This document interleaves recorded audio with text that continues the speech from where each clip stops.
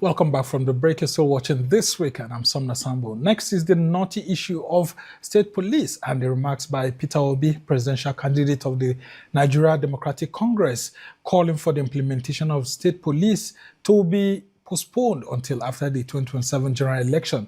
Now, Obi is warning that the proposed security structure could be vulnerable to political manipulation if introduced without adequate safeguards. Now, Wednesday, the Senate had passed a constitutional amendment seeking to pass state police across the country, just like the House of Representatives. In a statement on Friday, Obi describes the passage of the bill by the National Assembly as a significant milestone in Nigeria's search for solutions to insecurity, noting that many Nigerians had long advocated the decentralization of the policing system in the country. He says Nigeria's size, diversity, and security realities make a highly centralized policing system increasingly difficult to sustain. But the former Anambra governor expressed concern about the manner in which the legislation was processed, saying such a sensitive constitutional amendment required broader consultations and public participation through public hearings, which didn't happen. Obi says the push to enact the law without proper legislative procedures and safeguards fuels suspicion among many observers about the political motives behind it, noting the possibility that governors could deploy the institution against political opponents. Now, the People's Redemption Party also cautioned against the planned establishment of state police, arguing that the administration of President Bola Tinubu lacks the credibility and public trust required to undertake such a major restructuring of Nigeria's policing architecture. Well, to help us understand the issues, we have joining us now in the studio Frank TieTie, a lawyer and executive director of the Citizens Advocacy for Social and Economic Rights, CASA. CASA is at the forefront of promoting good governance, holding government agencies accountable, and promoting human rights in Nigeria. So glad to have you also. Thank you so much. Frank TieTie is Arise News analyst. Thank you so much. My pleasure. And so let's take a look at this state policing debate now. There's been a hit at the National Assembly that although the law is good and all of that, nonetheless, a very critical component was bypassed, and that is the issues of public hearing. How could this have, been taken off the table by the National Assembly? Or is it the urgency of the situation that's making the executive to join hands with the National Assembly to just say, look, let's just have this bill passed swiftly?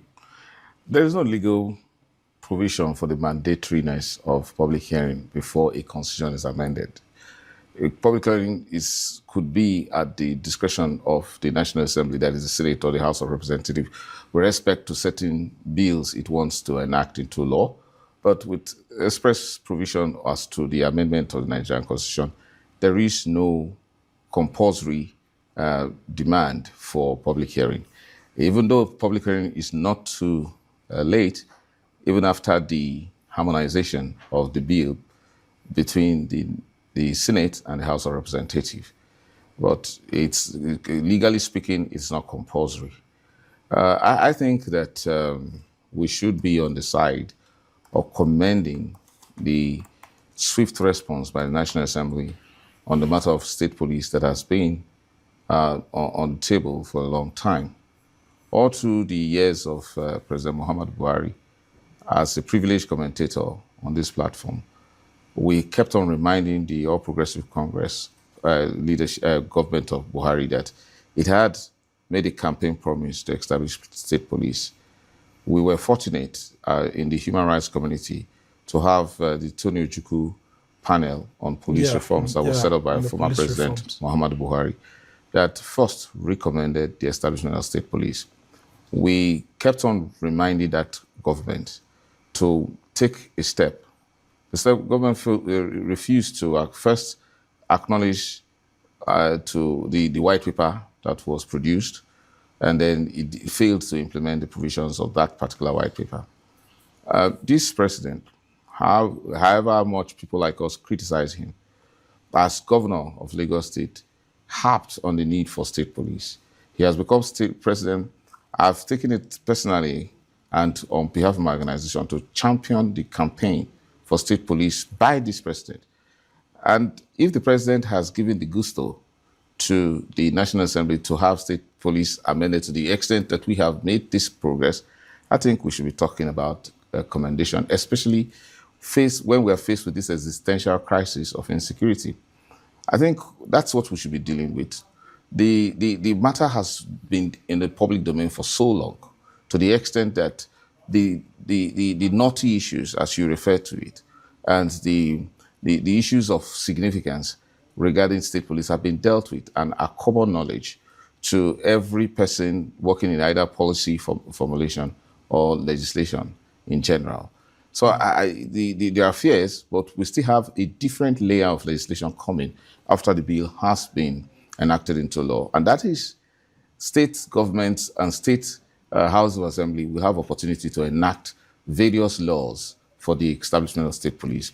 At that point, I think we can address some of those issues. And let's take a look at some of the major issues that's leading to all of this. People are beginning to wonder if indeed we have taken a look at what happened when we had a decentralized policing system in the past, especially in the north, where we had a native authority. So many emirs then abused it and used it to witch hunt people against them. So that's the fear that this time around, if the federal police has been said to be abused, why won't state governors abuse it? So if the federal government has monopolized state policing according to critics and they are using it against opponents, of course, governors have the right to do that and all of that. So if it happened in the past when we had a decentralized policing system, where are the safeguards? And then how do we ensure that the governing party does not rush us into the state police bill to use it as a cheap political tool to win the 2027 general election when these issues have not been properly aggregated? Even though I think that this this particular issue you're bringing up has been overstretched, I would say, we're missing the point. The point is that the reintroduction of state police is a response to a situation that has never existed before. And I see it from the sense of being responsible as layers and levels of government than this over-politicization that we're giving to it. Because it amounts to unnecessary politicization when we only think about what governors will do about it, forgetting the responsibility political players, from the president to governors and members of the state and National Assembly, have to do in terms of providing security for the people. So why are we not dwelling on that? Why would you see? We can't spend much of our resources of time to dwell on issues of, what has not yet happened. We can't fear what hasn't happened yet. Rather, we see our country falling apart because governors don't have a responsibility for policing. So the goal is to give the people at a closer level, at the state level, the responsibility to police themselves. We have seen the failure of central policing, not necessarily because as a concept it hasn't worked, but we cannot, playing this, hypocritical approach to federalism. If we are if we operate a federal system of government, saying that there should be levels of governance, there should be tiers of governance. That is, let's have federating units. Is it because we have 36 states? We once were just 3 regions. At that time, you're referring to native authority. Before it became 4 regions, and then we became 19 states at the time where I actually became a conscious, student of the Nigerian politics.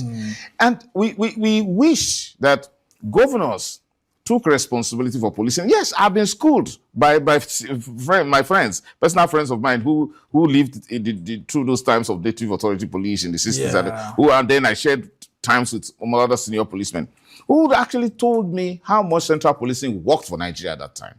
I was reminded of how effective the mobile police system was, to the extent that the military felt threatened, and that it was actually the goal of the Buhari Diagbon regime at that time to decate and to reduce the effectiveness of the Nigerian police, because it was actually very effective under some. I've actually heard that. Yes, the military took a decision to whittle down the powers of the police. I received a lecture this afternoon from many of my friends, especially in northern Nigeria. I don't have to mention their names. And then with 7 policemen who told, and I was living witness in 1982. I knew when mobile policemen showed up anywhere in Bendel State, there was peace. It didn't matter how much of the riots how much of the riots were organized.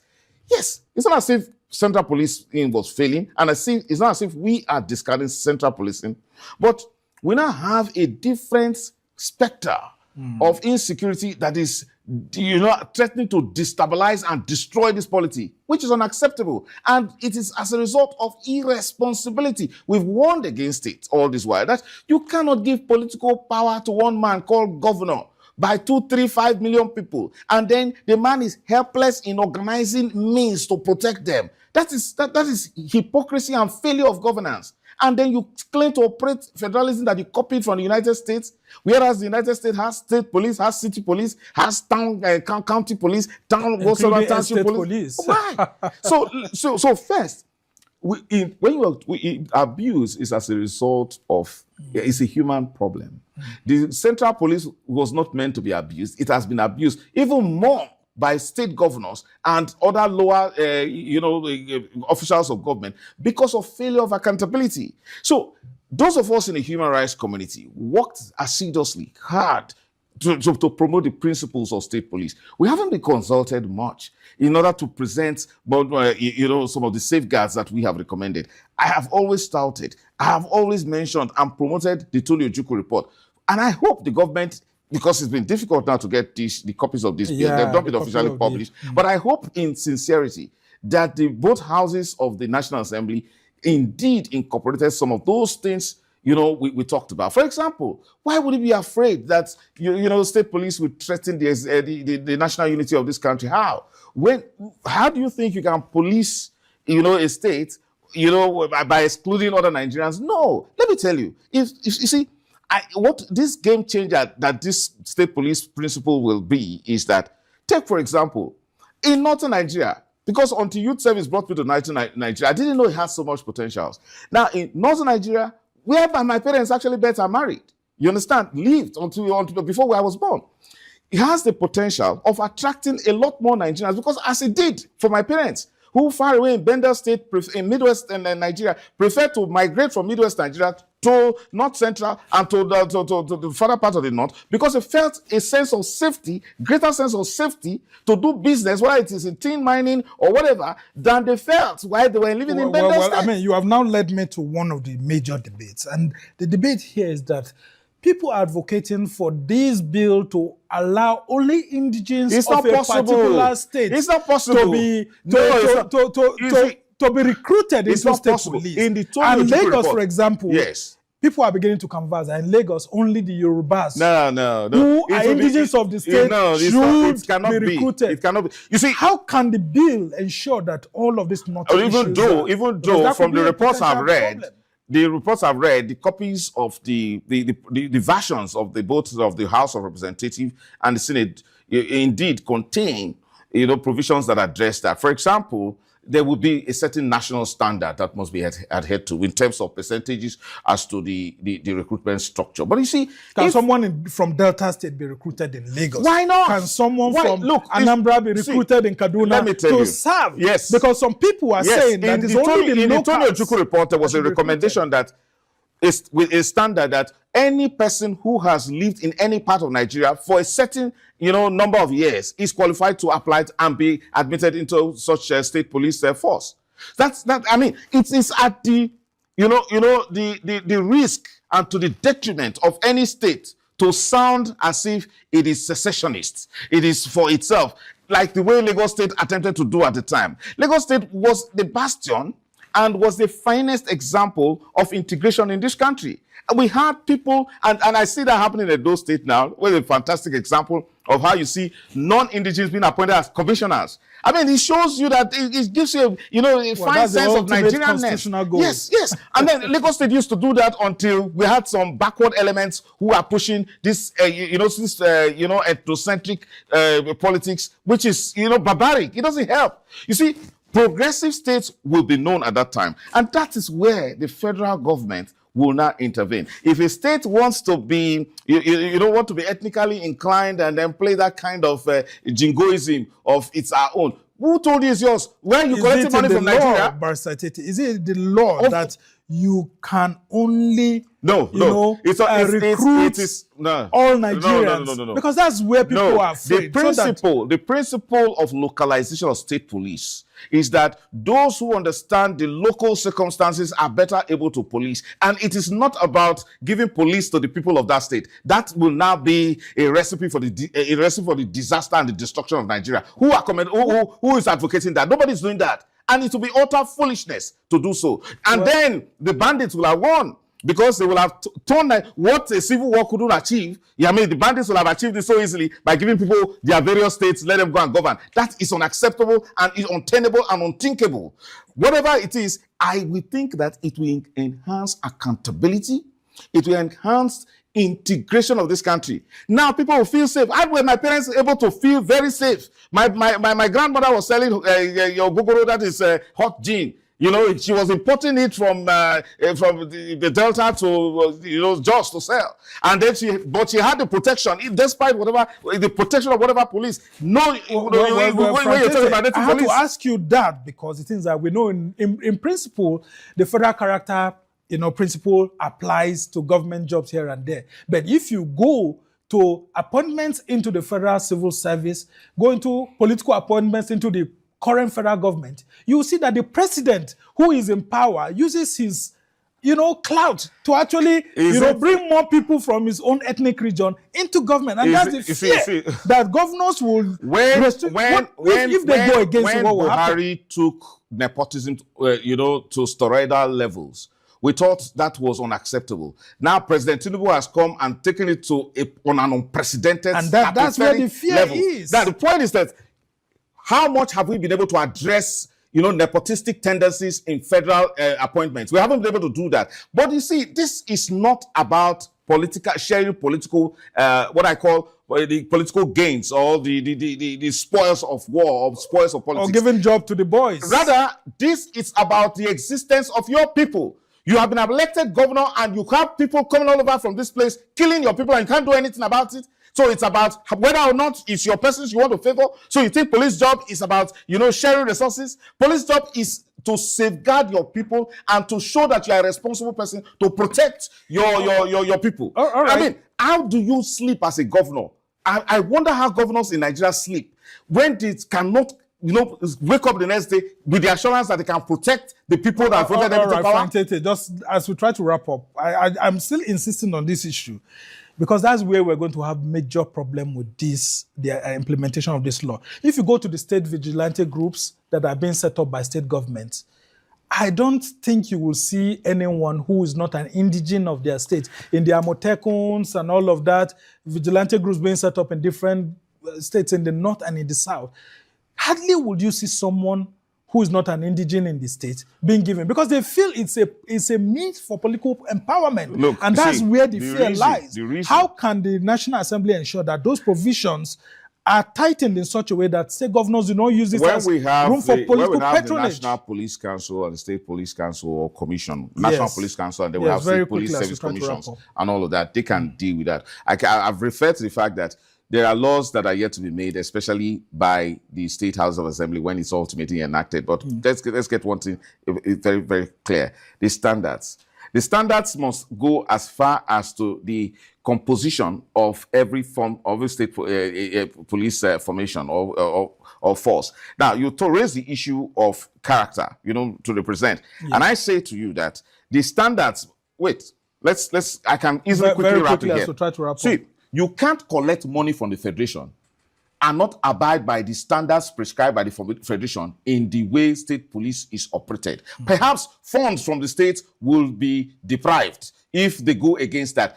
I mean, I don't like to sound like a broken record when it seems as if that state police will be counterproductive. No, it will not. Rather, it will enhance security of Nigerians. On that basis alone, it's sufficient for us to commend this move by the National Assembly and by this president that is so highly criticized. But on this move alone, it shows that he is consistent. If he's able to achieve it, then he has done much more. Except there are nefarious, reasons, underlying reasons behind this move. And that's a criticism. I don't see any. They say that the APC wants to use it to get a quick political win ahead of How? 2027 If general he election. could do that with a central police, why? I mean, if he could do that with a central police, so why would he need a state police? State police that we have canvassed for the past 40 years and no president has done anything about it. It is now that one presidential candidate thinks that he has a monopoly of morality. We're talking about principles. We're principle of federalism that a state must have a responsibility. A state governor and a state house of assembly must have a responsibility and the powers with the functions to protect their people. All right, we cannot wish that away on the platter of politics. All right, very quickly before you go, I'm talking of the other provisions that have to do with the establishment of state police. It says that the FCT will have its own police service under the supervision of the minister of the FCT. I thought that the Nigerian police or the federal police service will be operational in the Federal Capital Territory. But now that the minister of the FCT will be allowed to establish a police, I don't understand how that structure works. Very quickly. The principle is that whenever and wherever there is executive power given, donated by the Constitution, there should be a commensurate responsibility to enforce such executive powers. So there is nothing wrong if a minister that supervises, that superintends over the FCT has the statutory responsibility to establish a police force. Shouldn't the IG just, be in charge of the territory? No, as it currently is at the moment. The issues of because this is a federal territory. You forget the issues of jurisdiction. Jurisdiction is not only territorial, but also deals with issue of subject matters. Okay. So even if you have a federal police, there are some things that might be too insignificant for the federal police to deal with, but must have been left to either state police to deal with or, municipal police force to deal with. So there are subject matters. Terrorism, for example, may not be a direct subject matter for a state police to deal with, but the federal police will deal with that. For example, you can't tell me, you can't have a governor or a minister that can't enforce traffic laws. Mm-hmm. Look at the FCT, for example. It's a big disgrace and a shame that only in the Federal Capital Territory of Nigeria, that is where you have traffic disobedience of traffic laws the most, and no enforcement of traffic standards. All right, Frank. And you tell me that you are a minister, you can't enforce that because the IG is busy chasing terrorists in the northeastern part of Nigeria? All right. Interesting perspective ahead, and we just hope that this legislation will eventually be one that takes care of some of these knotty issues, including the issues of funding and all of that. But we must thank you so much. Frank TieTie is the executive director of CASA, and then of course is a constitutional lawyer. He's someone who is always passionate about this issue, and I had to bring you in here because you've always been passionate about the state police, and now it has come to see the light of the day. I dedicated my whole birthday lecture on by Professor Adeniyi on state police. Yeah, and with all the generals and all of them, right here in the transcript. Yeah, and I've been reading some criticism, from Peter Obi. They are saying that when he was governor, he also abused the federal police system. He did.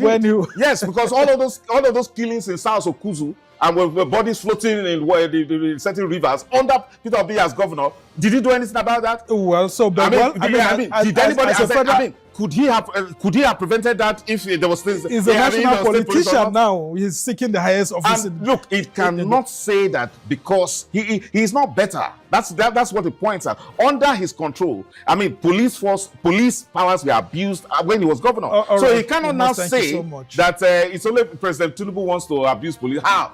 All right. When he's doing something that all of them could not do in the last 40 years. All right. Let's be consistent. We must thank you so much. Frank TieTie is the Executive Director of the Citizens Advocacy for Social and Economic Rights. CASA, we must thank you so much for your immense knowledge and the desire to make Nigeria a much more better place. Thank you so much for joining us. Well, that's the much we can take on this edition of This Week. Thanks to our production team here in Abuja, Lagos, and London. Do join us same time next week for another exciting edition. I'm Summer Sambo.